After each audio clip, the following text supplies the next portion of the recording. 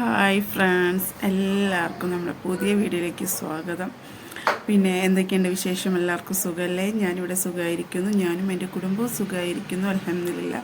നിങ്ങളെല്ലാവരും സുഖമായിരിക്കുന്നു എന്ന് ഞാനും പ്രതീക്ഷിക്കുന്നു. ഞാൻ ഇപ്പോൾ പറയാൻ വന്നിട്ടുള്ളത് എന്താണെന്ന് വെച്ച് കഴിഞ്ഞാൽ, എല്ലാവരും നേരിടുന്ന ഒരു പ്രശ്നമാണ് ബോഡി ഷെയ്മിങ്ങും കളർ ഷെയ്മിങ്ങും. അപ്പോൾ ഞാനും ഇത് ഒരുപാട് നേരിട്ടിട്ടുള്ള ആളാട്ടോ. പ്രത്യേകിച്ച് എൻ്റെ ഹസ്ബൻഡിൻ്റെ വീട്ടുകാരുടെ മുന്നിൽ. എനിക്ക് ആദ്യം പറയാനുള്ളത് വെച്ച് കഴിഞ്ഞാൽ, കറുത്തവരായിക്കോട്ടെ, വെളുത്തവരായിക്കോട്ടെ, തടിച്ചവരായിക്കോട്ടെ, മെലിഞ്ഞവരായിക്കോട്ടെ, തടി ഓവറുള്ളതായിക്കോട്ടെ, ആരായാലും ആയിക്കോട്ടെ, നമ്മൾ ആദ്യം ചിന്തിക്കേണ്ട ഈ ബോഡി ഷേമിങ് എന്ന് പറയുന്നൊരു സംഭവം വല്ലാത്തൊരു മാനസിക ഡിപ്രഷൻ ഉണ്ടാക്കുന്നൊരു സാധനമാണ്. മാനസികമായിട്ട് മനസ്സ് തളർത്തുന്ന ഒരു സംഭവമാണ് ബോഡി ഷേമിങ്ങും അതേപോലെ കളർ ഷേമിങ്ങും. ഈ ബോഡി ഷേമിങ് ആയാലും കളർ ഷേമിങ് ആയാലും എന്തായാലും ചെയ്യുന്ന ഒരു കാര്യം ആലോചിക്കേണ്ടതെന്ന് വെച്ച് കഴിഞ്ഞാൽ, എല്ലാവരും മനുഷ്യന്മാരാണ്. ഓർക്കും ഉണ്ടാവും വികാരങ്ങൾ. നമ്മൾ ഓരോന്ന് പറയുമ്പോൾ, ബോഡി ഷെയ്മിങ്ങിനെ കുറിച്ച് പറയുമ്പോഴും കേൾക്കുമ്പോഴും ഒക്കെ ഒരു മാനസികമായിട്ടൊരു പിരിമുറുക്കം ഉണ്ടാവില്ലേ? ഇപ്പോൾ കളറിൻ്റെ ആണെങ്കിലും, കളറിൻ്റെ കാര്യം പറയുകയാണെങ്കിൽ, കളറ് ദൈവം കൊടുക്കുന്നതല്ലേ കളറ്. ഓരോ മനുഷ്യൻ്റെ കളറ് കറുത്തതായാലും വെളുത്തതായാലും ചോര ഒന്നേ ഉള്ളൂ. ചുവന്ന ചോര. എല്ലായിടത്തും ചുവപ്പല്ലേ ചോര. കറുത്തവർക്ക് പച്ചച്ചോര, അല്ലെങ്കിൽ മഞ്ഞച്ചോര, അല്ലെങ്കിൽ കറുപ്പ് ചോരയൊന്നും അല്ലല്ലോ. ചോര കളറ്, ചുവന്ന കളറായതുകൊണ്ടാണ് ചോര എന്ന് പേര് വന്നത്. എല്ലാവർക്കും ഒരു കളറാണ് അല്ലേ ബ്ലഡ് എന്ന് പറയുന്നത്. പിന്നെ കളറ് കൊടുക്കുന്നത് അതും ദൈവം തന്നെയല്ലേ. ഞാൻ കരുതുന്നത് ദൈവത്തിൻ്റെ ഓരോ പരീക്ഷണമാണ്. കളറായാലും ബോഡിയുടെ തടിയും മെലിവും എല്ലാം. ഓവർ തടിച്ചാലും പ്രശ്നം, നന്നായിട്ട് മെലിഞ്ഞാലും പ്രശ്നം. ഇവിടെ എന്താ പറയുക, ചില മനുഷ്യന്മാരുടെ ഇടയിൽ നമുക്ക് ജീവിക്കാനേ പറ്റൂല. കറുത്താലും കുറ്റാണ്, ഓവർ വെളുത്താലും കുറ്റാണ്, എന്താ പറയുക, തടിച്ചാലും കുറ്റാണ്, തടിച്ചില്ലെങ്കിലും കുറ്റാണ്, മെലിഞ്ഞോക്കും കുറ്റാണ്, എല്ലാവർക്കും കുറ്റാണ്. എല്ലാവരും ചിന്തിക്കേണ്ടവരെ അതൊക്കെ ദൈവം കൊടുക്കുക. എന്തായാലും എല്ലാവരെയും മനുഷ്യന്മാരൊക്കെ ചിന്തിക്കുന്നത്, ഞാനിപ്പോൾ തടിച്ചിട്ടാണെങ്കിൽ, ഇപ്പോൾ മെലിഞ്ഞിട്ടാണെങ്കിലും, ഞാൻ തടിച്ചിട്ടാണെങ്കിലും മെലിഞ്ഞിട്ടാണെങ്കിലും എൻ്റെ വീട്ടുകാർക്കും മറ്റുള്ളവർക്കും പ്രശ്നമില്ലാത്തതാണ് എന്നെ കാണുന്നവർക്ക്. കാണുന്നവരെ സംസാരം കേട്ടാൽ വിചാരിക്കും, കാണുന്നവരെ തന്നിട്ടാണ് ഞാൻ അല്ലെങ്കിൽ ഈ തടി ഞാൻ ഉണ്ടാക്കിയത് എന്ന് വിചാരിക്കും. എന്നെയൊക്കെ കെട്ടിക്കൊണ്ടുവന്ന സമയത്ത് ഞാൻ കുറച്ച് അത്യാവശ്യം ഈ ലെവലിലല്ല, ഇത്ര തടിയില്ല, എന്നാലും കുറച്ച് തടി ഉണ്ടായിരുന്നു. അപ്പോൾ എൻ്റെ ഹസ്ബൻഡിൻ്റെ ആരാ പേരെന്നൊന്നും ഞാൻ പറയണില്ല, ഒരാൾ പറഞ്ഞതാണ്. എൻ്റെ ഹസ്ബൻഡിൻ്റെ വേറെ കുടുംബക്കാരെടുത്ത് ഒരു തള്ളച്ചിനിയാണ് കെട്ടിക്കൊണ്ടാൻ നിൽക്കണത്. എന്താ അതിൻ്റെ ഒരു തള്ള എന്നെയെന്ന്. അത് കേട്ടപ്പോൾ എനിക്കുണ്ടായ ഒരു ഷോക്കുണ്ടല്ലോ. ഇപ്പം അല്ലാഹ് പറയുന്ന ഓരോ കാര്യം ശ്രദ്ധിക്കുന്നതെന്ന് വെച്ച് കഴിഞ്ഞാൽ, നിങ്ങൾ പറഞ്ഞത് എനിക്ക് ഫീൽ ചെയ്ത്. എനിക്ക് വേറെ ആരോടും പറയാം, ഞാൻ എൻ്റെ ഹസ്ബൻഡിനോടാണ് ഒരു പറഞ്ഞത്. എന്നുവെച്ചാൽ തള്ളച്ചിനിയാ കെട്ടിക്കൊണ്ടാന്നൊക്കെ പറഞ്ഞല്ലോ എന്ന്.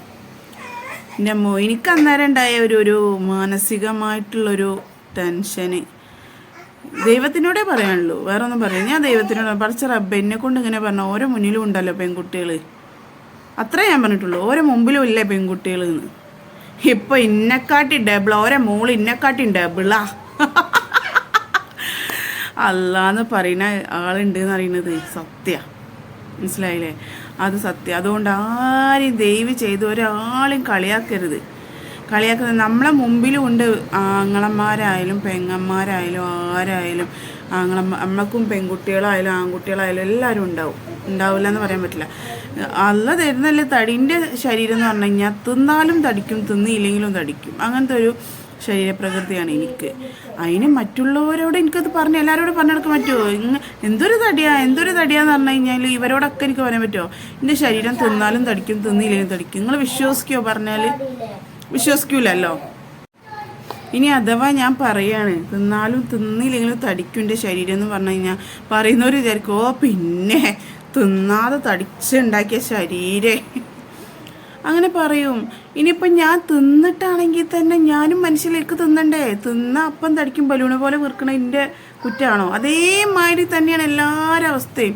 ചിലവർക്ക് തൈറോയിഡ് ഉണ്ടായിക്കഴിഞ്ഞാൽ ചിലവർ തടിക്കുക ചെയ്യുക, ചിലവർ മെലിയുക ചെയ്യുക, ചിലവർ ടെൻഷൻ ഉണ്ടായാൽ തടിച്ച് വീർക്കും, ചിലവർ ടെൻഷൻ ഉണ്ടായാൽ മെലിഞ്ഞ് ലോട്ടി മരിയാവും. ഞാൻ ടെൻഷൻ ഉണ്ടെങ്കിൽ നന്നായിട്ട് മെലിയും കേട്ടോ. ടെൻഷൻ ഉണ്ടെങ്കിൽ അതേമാതിരി ടെൻഷൻ ഉണ്ടെങ്കിൽ നന്നായിട്ട് തിന്നും ചെയ്യും. ഞാൻ നല്ലോണം തിന്നും, ചിലപ്പോൾ തിന്നാനും വേണ്ടി വരില്ല. അങ്ങനെയൊക്കെയാണ് ചില സമയങ്ങളിൽ. ഓരോ സമയത്ത് ഓരോ മനുഷ്യൻ്റെ ഹോർമോൺസ്, അതായത് ഹോർമോൺസ് എങ്ങനെയൊക്കെയാണ് പ്രവർത്തിക്കുകയെന്ന് പറയാൻ പറ്റില്ല. ഇതിനനുസരിച്ചാണ് നമ്മൾ കഴിക്കുന്നതും കഴിക്കാതിരിക്കുന്നതും.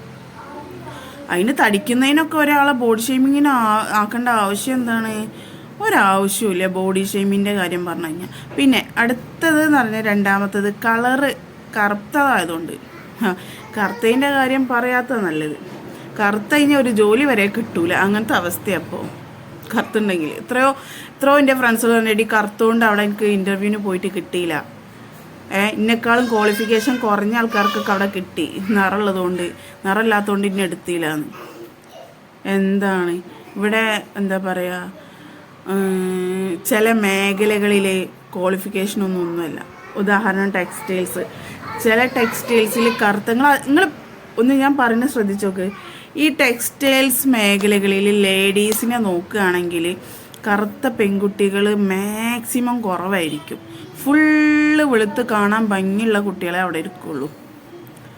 മാക്സിമം ഒരു 50 പേരുണ്ടെങ്കിൽ ഒരു 2-3 പേരൊക്കെ ഈ കറുത്തവരായിട്ടുണ്ടാവുള്ളൂ, ബാക്കിയൊക്കെ വെളുത്തവരായിരിക്കും. അതേപോലെ ഇപ്പം പെൺകുട്ടികളെ കല്യാണം ആലോചിച്ച് ചെന്ന് കഴിഞ്ഞാൽ കറുത്ത പെൺകുട്ടികൾക്കാണെങ്കിൽ ഡിമാൻഡേ ഇല്ല. വേണ്ട, കറുത്തത് വേണ്ട, വെളുത്തത് മതി. എന്താണ് ഈ കറുത്തത്? ഇതിനെന്താ കുഴപ്പം? കറുത്ത കുട്ടിക്ക് എന്താ കുഴപ്പം? കറുത്ത പെൺകുട്ടി എന്താ അള്ള ഉണ്ടാക്കിയതല്ലേ, അള്ള കൊടുത്ത കളറല്ല. ആ കുട്ടി പ്രാർത്ഥിച്ച് എനിക്ക് കറുപ്പതായോ എന്ന് പറഞ്ഞ് വാങ്ങിച്ചതല്ലല്ലോ. അല്ല, അത് ജനിച്ച് വരുമ്പോൾ കൊടുത്ത കളർ അതിന് ഉണ്ടാവുള്ളൂ. ഇതിപ്പോൾ എനിക്കാണെങ്കിലും പിന്നെ നമ്മൾ കുറേ പുട്ടി അതും ഇതും വാരി തേച്ച് വെളുക്കാൻ വേണ്ടിയുള്ള പരിശ്രമമായിരിക്കും. അതിൽ ചിലർ വിജയിക്കും, ചിലർ പരാജയപ്പെടും എന്ന് കരുതിയിട്ട് ഈ കറുത്തവരെ ഒന്നും വല്ലാതെ ബോഡി ഷെയ്മിങ് ചെയ്ത് എന്താ പറയുക, കളർ ഷെയ്മിങ് ഒക്കെ ചെയ്ത് എന്താ പറയുക, മാനസികമായിട്ട് തളർത്തരുത്. ഈ കളർ ഷെയ്മിങ്ങാണ് ഏറ്റവും കൂടുതൽ തളർത്തപ്പെടുന്നത്. കളറില്ലാത്തതുകൊണ്ട് കോൺഫിഡൻസ് വരെ പോകും. നമ്മളെ കോൺഫിഡൻസ് നമ്മൾ കണ്ണാടി തന്നെ പോയി നമുക്ക് എങ്ങനെ എന്തെങ്കിലും ആരെങ്കിലും കറുത്തിട്ടാലേ.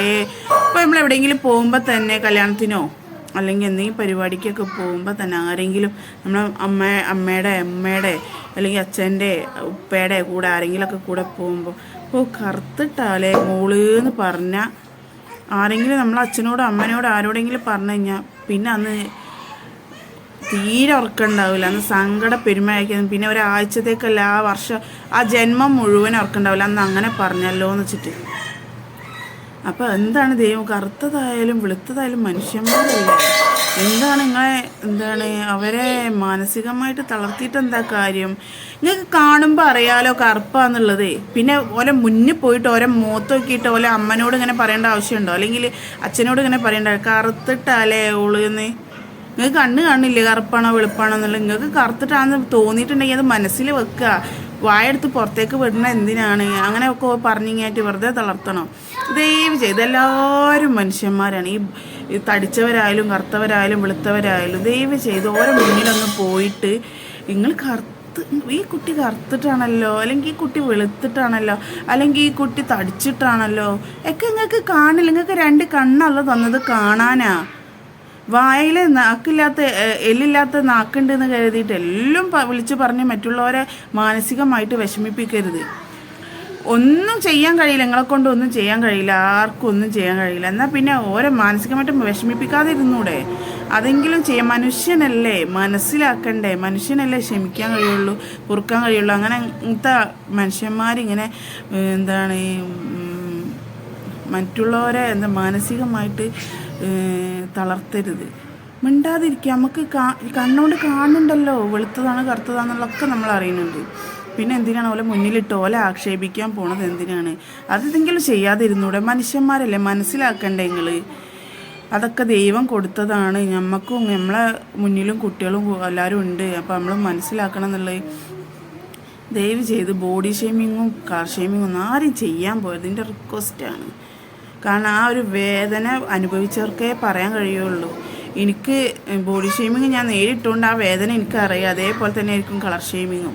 അതുകൊണ്ട് ദയവ് ചെയ്ത് ആരും അങ്ങനെയൊന്നും പറയാൻ പോകരുത്. നിങ്ങൾ മനസ്സിലാക്കണം. നിങ്ങളെ മകളാണെങ്കിൽ, അല്ലെങ്കിൽ നിങ്ങളെ മകനാണെങ്കിൽ, അല്ലെങ്കിൽ നിങ്ങളാണ് ആ സ്ഥാനത്തെങ്കിൽ നിങ്ങൾക്ക് എത്ര വേദനിക്കും എന്നുള്ളത് നിങ്ങൾ മനസ്സിലാക്കണം. അതുകൊണ്ട് ദയവ് ചെയ്ത് ആരും ബോഡി ഷേമിങ്ങും കളർ ഷേമിങ്ങും ഒന്നും പറയാൻ പോകരുത്. എനിക്കിത്രേ പറയാനുള്ളൂ. നമ്മളെ വീഡിയോ ഇഷ്ടപ്പെട്ടിട്ടുണ്ടെങ്കിൽ എല്ലാവരും സബ്സ്ക്രൈബ് ചെയ്യുക, സപ്പോർട്ട് ചെയ്യുക, ലൈക്ക് ചെയ്യുക, കമൻറ്റ് ചെയ്യുക, ഷെയർ ചെയ്യുക.